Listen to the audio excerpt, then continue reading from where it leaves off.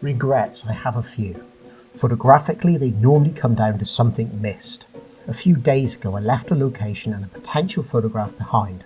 I went back to put that right. Along the way, I found details on the beach, dramatic clifftop seascapes, and minimalist windswept coastlines. But did I get the photograph and drive away regrets from my previous shoot? So this van trip has been entirely about exploration. Yes, I've gone to a few locations that I've visited before, but I've used them as starting points to connect other locations together by walking parts of the southwest coastal path. But there's one location that I went to and I'm going to return to it today because there's one shot there that I left behind and I've carried these deep regrets that I never tried a bit harder and made it work. We've got about a 5-mile walk, about 2.5 miles to the location that I want to get to, and hopefully along the way we're going to get some really good images.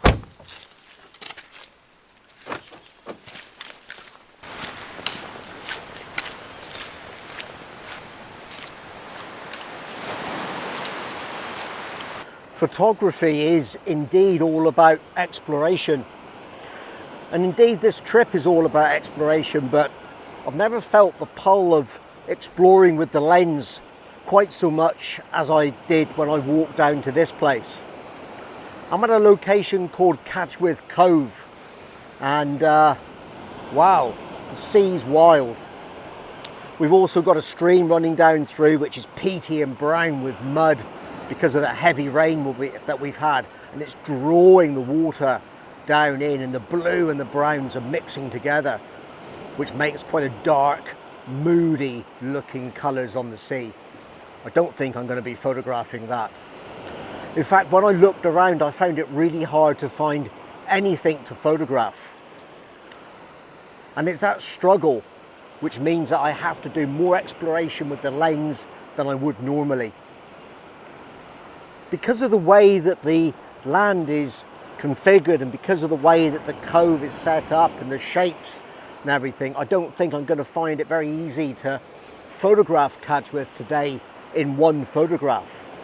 It's one of those locations where the beauty is all in those small, intimate details. I've been looking around at a number of different options because I think I'm probably going to end up taking several photographs here today. But what captured my eye first of all was really to do with this rope that I'm looking at below me now on the camera screen, and the way that it curls through these blue-grey rocks, and you've got the, I guess, for the want of a better word, I suppose the rope is kind of a turquoisey green colour. But there's also these seaweeds around it which contrast nicely with those colours. They've got deep oranges and reds and yellows in them, and also the textures are absolutely wonderful. The only thing with this image is I think possibly it's a little bit too busy, and maybe that's going to detract from the overall feel of the image, but I'm going to take it anyway. Originally, this was going to be just a square photograph, and I'll put the raw version up for you so you can have a look at it. But when I started setting up to take the video and do some viewfinder video, I went to the 16:9 format and zoomed back out and in again. And now I'm not sure. I'm not sure if it's going to stay as a square, as a 16:9, or maybe I'll use both. I'm going to take a few more images. Have a look at this one whilst I explore. In the end, I settled on the 16:9 composition. It allows the rope to draw your eye across the frame, taking in all the details.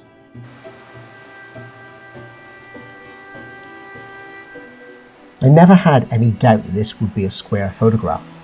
I was first drawn to the shell and the contrasting colours with the pebbles on the beach. But when composing the photograph, the inclusion of the lighter pebble added a dynamic element to the composition to hold your attention. I was concerned with getting everything sharp and focus stacked to make sure I got the detail I wanted. Exposure was easy and the flat lighting was perfect for the subject.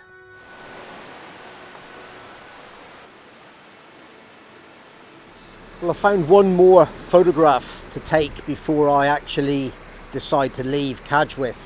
When I was working down on the beach taking those close-up photographs, I noticed that behind me, hanging against one of the boat sheds, there are some ropes coiled up, and they really look really quite interesting. It just tells another bit of the story of this place. It's probably not as successful as the other photographs that I took, but yeah, I think it might work out. It's a bit of an interest shot. It's not so much something that'll ever end up in the portfolio, but it connects me to this place.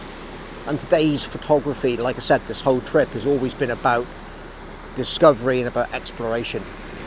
So it's time for me to move on, explore a bit further, and go and have a look to see along the coastal path if I can find anything else on the way to Church Cove, where I want to have a go at that composition that I left behind the other day.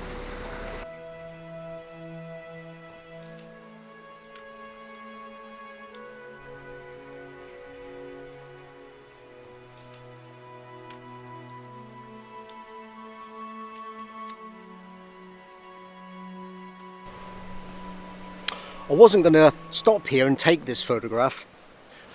It's a place, well, I forgot the place name, I'll put it up on the screen for you. But basically, it's a big collapsed area along the coast. And what we've also got is a cave, or a tunnel, with the seas coming in and a rocky shore below. Really quite treacherous. And the reason I wasn't going to stop was because, although it's a beautiful location, it actually looks quite boring. On the first glance for a photograph, but I decided to set the camera up and take an image anyway, because I didn't want to make the same mistake as I did the other day and get back to the van tonight and wish I'd made the effort to take some images. And I'm really glad that I did. The patterns on the water down here in this sort of triangular cove, with the cliffs around the edges, are really quite beautiful. It's really nicely framed.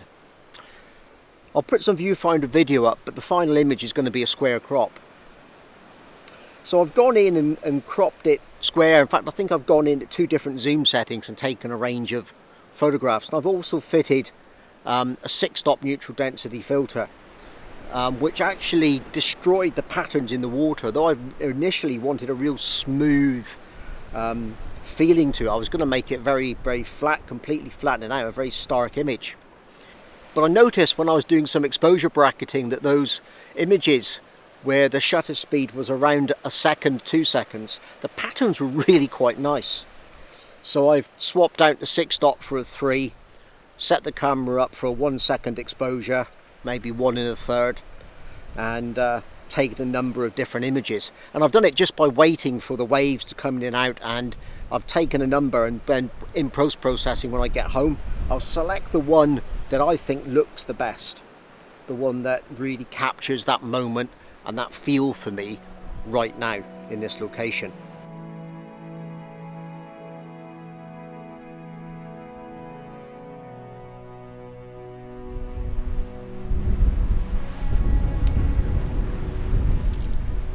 Landscape photography shoots open up all sorts of possibilities as you travel between locations. It was bright but overcast with a thin veil of haze along the coast. I wanted to capture the mood and decided to make a minimalist 16:9 composition with the muted colours and a light, airy feel. A 30-second exposure smoothed the sea, adding to the atmosphere. It was also interesting to include the lifeboat station that I photographed a couple of days previous.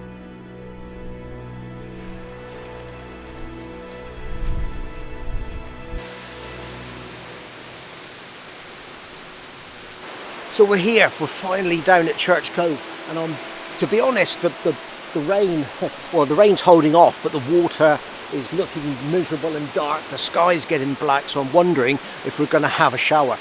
But that's not why we're here to talk about the weather. We're here to take a photograph. 2 days ago I visited this location, and I'll put a link up to that video up above. But I left here, and I left with a whole world of regret, and I wanted to come back, and I wanted this second chance to photograph the second waterfall, the one that I dismissed as being too hard, too difficult, and walked past it. I took a photograph of another waterfall, the one behind me, but the one below me is much harder to get to, and that's the one we're going to try and shoot now. So I'm going to try and set the camera up, and then I'll explain to you this composition and see if I can put to rest the regrets I've had over the past few days, and hope this second chance works out really well for me.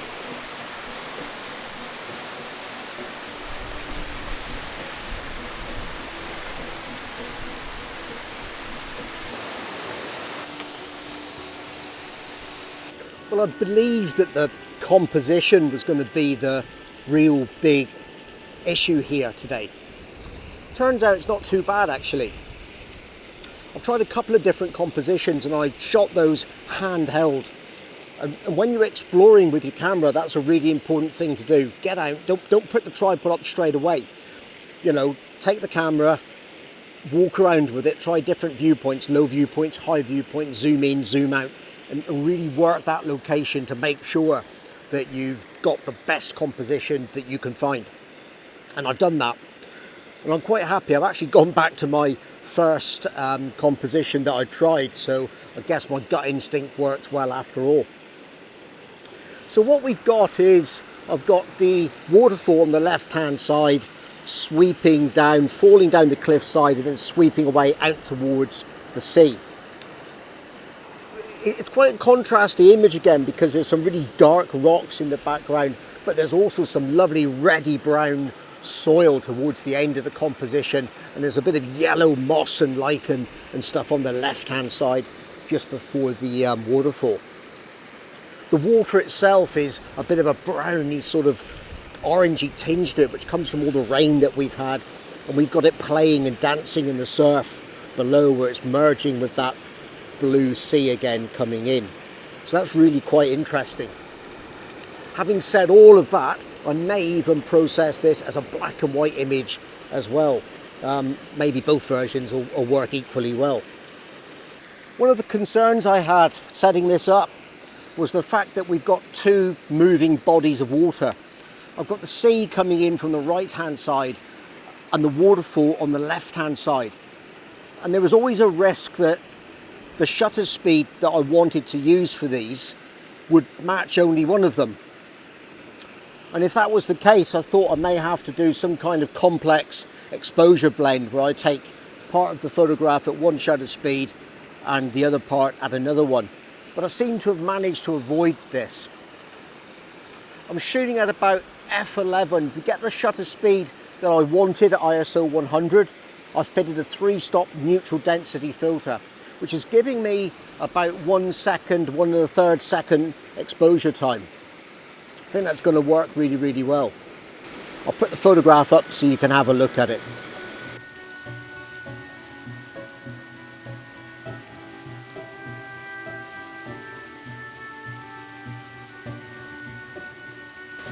I'm on a 4-day road trip down in Cornwall photographing the southwest coastal path. If you're new to the channel and you want to enjoy more videos like this one, then click on this playlist and you can watch the rest in the series. Bye for now, get out and enjoy your photography.